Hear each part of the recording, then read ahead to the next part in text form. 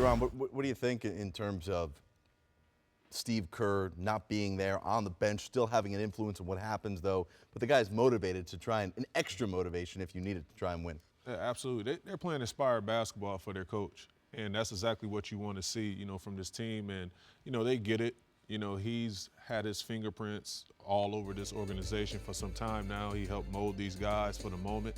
And this is the ultimate goal, for the marathon of the season, to be in this position, 2 rounds away from the ultimate goal. And they're gearing up for that, and they're ready. And a consolation coach to have in that situation, and Mike Brown, to step in and fulfill the shoes of Steve Kerr while he's dealing with his illness.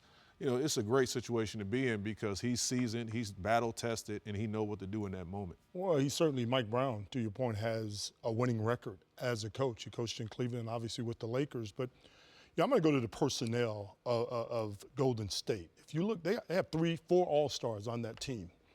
And I'm not going to take away from coaching. It's extremely important. There's no doubt about that. They're great coaches and they're mediocre coaches.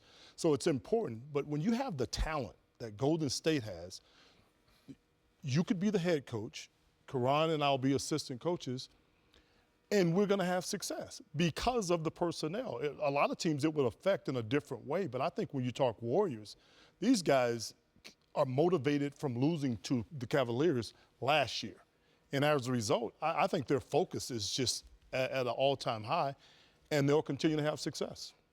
And they don't care, as Anthony Slater said, who they play. Jazz, Clippers, whatever, Derek? Why would you care?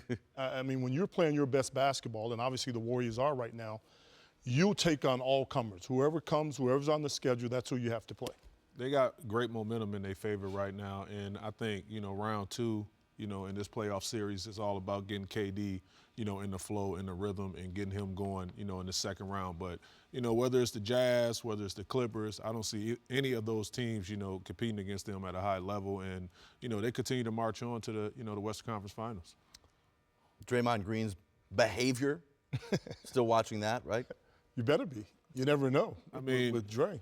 I like what he brings. You need a little crazy, out there, for the ball club in order for them to, just, play aggressive on both ends of the floor. And that's exactly what's required from Draymond, and that's what he, brings to the team. So I love him in that role.